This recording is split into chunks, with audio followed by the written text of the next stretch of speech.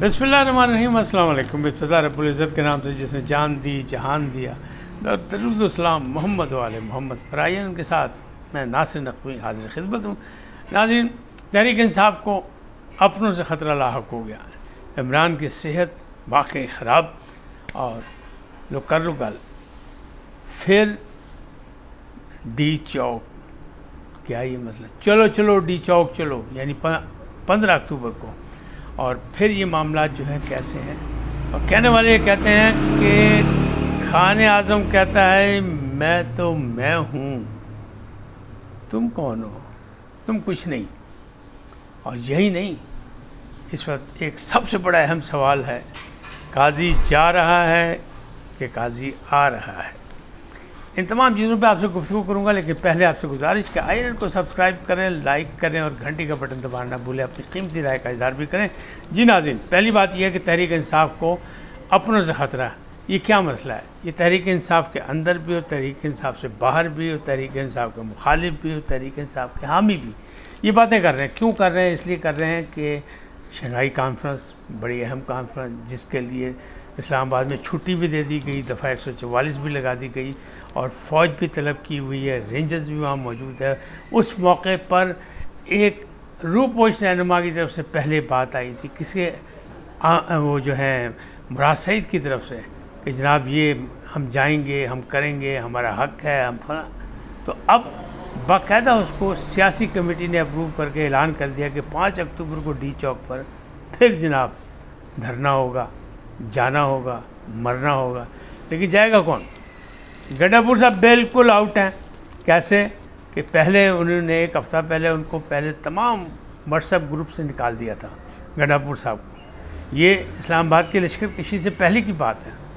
लेकिन फिर उनको चेक किया गया, देखा गया, उन पर निशान लगा था।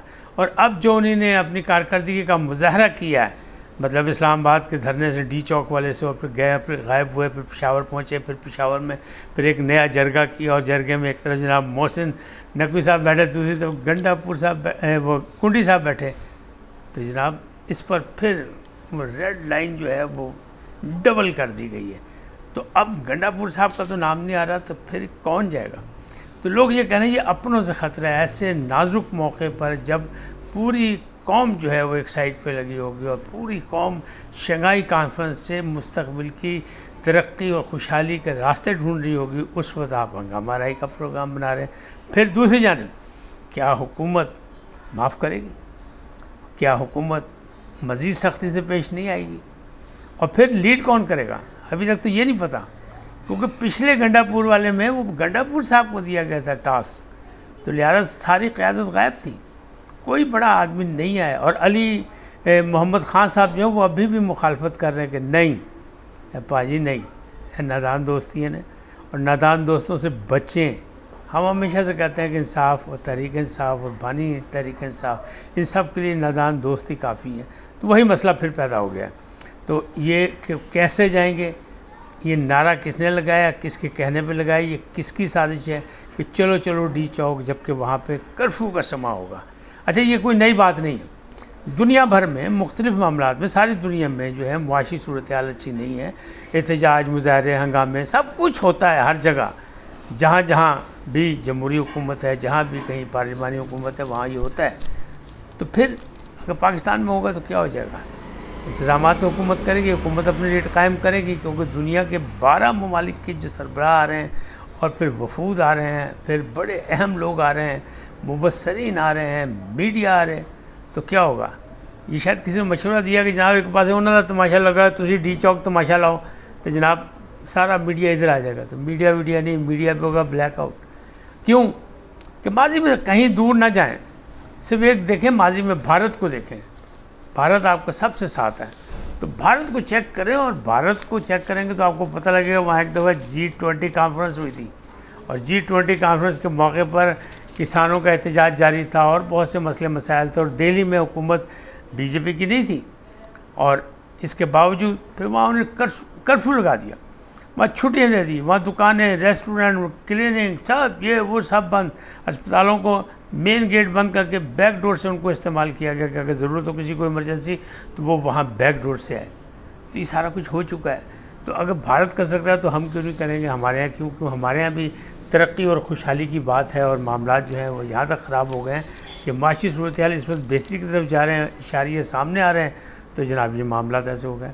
اچھا، یہ کوئی ایک نئی بات نہیں ہے، اگر ہسٹری دیکھیں اس کی، اپنا کیا کہتے ہیں تحریک انصاف کی، تو یہ بڑی پرانی چلے گی، اور یہ کہیں پرانی کہاں سے چلے گی؟ یہ چلے گی جناب وہاں سے جب انہی نے باقاعدہ شروع کیا تھا کام، کیا کہتے ہیں 2006 سے، 2006 سے بھی ہوا، پھر 2014 میں جب دھرنا ہوا تھا وہ، اور پھر 2006 کے بعد جب 14 میں دھرنا ہوا، دھرنا کے بعد 16 میں ہوا، 16 میں جناب وہ باقاعدہ انہی نے شور مچا دیا تھا کہ وہ کر دو، کیا کہتے ہیں یہ لاک ڈاؤن کر دو پورے پاکستان کو جناب، یہ معاملات بھی چلے تھے۔ اور اس کے بعد پھر جناب 2022 میں بھی ہوا۔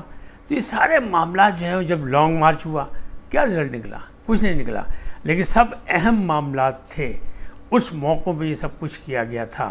کبھی آرمی چیف کی مطلب تھی تعیناتی کا مسئلہ، کبھی IMF سے فنڈ مل رہے تھے، قرضہ مل رہا تھا، اس کو روکنے کی کوشش کی گئی، مطلب کہیں نہ کہیں کوئی نہ کوئی مسئلہ ہی چلتا رہا۔ تو یہ مسائل کیا ہیں؟ مسائل یہی ہیں کہ میں تو ہوں، تسی کون ہو؟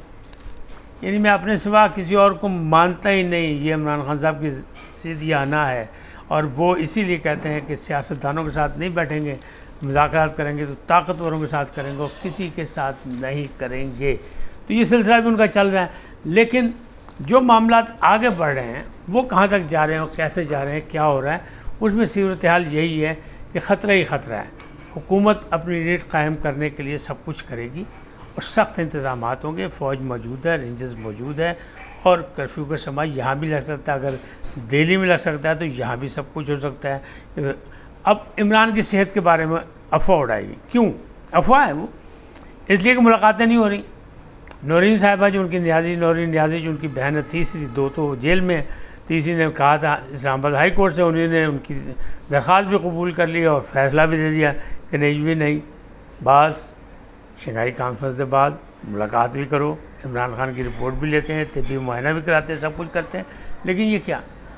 تو اب جو نعرہ لگا ہے چلو بھائی چلو ڈی چوک چلو، اور خاص طور پہ 15 اکتوبر کو، تو قیادت کون کرے گا؟ ایک سوالیہ نشان تو یہ PTI کے اندر بھی ہے، PTI کے باہر بھی ہے، مخالفین بھی سوچ رہے ہیں، حمایتی بھی سوچ رہے ہیں کہ یہ ہوگا کیا؟ سب کہتے ہیں لو کر لو گل، پھر 5 اکتوبر ایسا موقع، پھر مار پے گی، پھینٹی پے گی، ڈی چوک جان نہیں دیں گے، فوج بھی موجود ہے۔ تو معاملات وہی آتے ہیں کہ میں تو ہوں، تسی کون ہو؟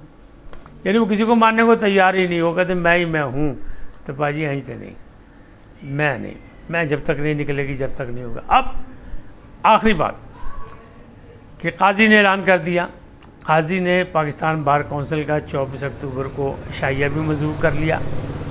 قاضی نے کہہ دیا میں نے ایکسٹینشن بھی نہیں لینی، تو پھر قاضی تو جا رہا ہے، اور 4 جج چھٹی لے کے بھی چلے گئے، یہ قاضی جو چلا جائے گا پھر آگے کم کریں گے۔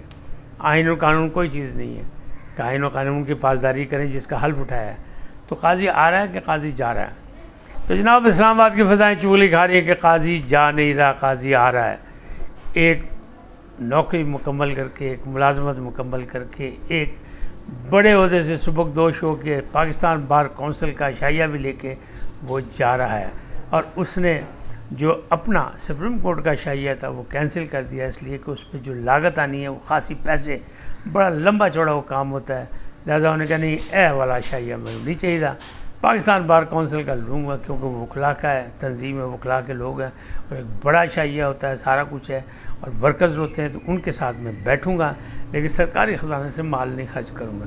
تو جناب انہوں نے کہتا ہے میں جا رہے ہیں، نہ میں ایکسٹینشن لاں گا، نہ میں سپریم کورٹ کا چیف جسٹس ہوں گا۔ لیکن جناب اسلام آباد کی فضائیں چغلی کھا رہی ہیں کہ وہ جا نہیں رہا، وہ آ رہا ہے۔ کہاں آ رہا ہے؟ آئینی ترمیم مجھ سے پہلے ہو جائے گی، اور اس میں ایک نیا چیف جسٹس تعینات ہوگا، تو ایک نئی نوکری کے لیے قاضی کا نام یعنی سپر فٹ سمجھا جا رہا ہے، اور یہ بھی کہا جا رہا ہے کہ ایک اہم شخصیت اسلام آباد کی، پاکستان کی، اس نے رابطہ بھی قاضی سے کر لیا کہ قاضی صاحب جان دو غصہ، ملک و قوم کو آپ کی ضرورت ہے، آئین داری کی ضرورت ہے، ایک آئینی عدالت بننے جا رہی ہے، وفاقی عدالت بننے جا رہی ہے، ایک نیا کام ہونے جا رہا ہے، تو اس کے پہلے چیف جسٹس آپ بن جائیں، آپ کی مہربانی۔ تو یہ بھی پتہ لگا ان کے قریبی ذرائع کا کہ جی انہوں نے نیم رضامندی کا اظہار کیا، تو اس کا مطلب یہ کہ اگر وہاں تعیناتی ہوگی تو ایک نئی تعیناتی ہوگی 3 سال کے لیے، چاہے کسی کی بھی ہو، قاضی کی نہیں ہوگی تو کسی اور کی ہوگی، نئی تعیناتی ہوگی۔ تو جناب یہ مسئلہ جو ہے کہ اب تعیناتی وہاں ہوگی تو قاضی آ نہیں رہا، قاضی آ رہا ہے، قاضی جا نہیں رہا۔ تو اب وہ لوگ جو خوش تھے کہ 25 کے بعد قاضی چلا جائے گا، تو وہ ایک نئی شکل میں قاضی نظر آئے گا۔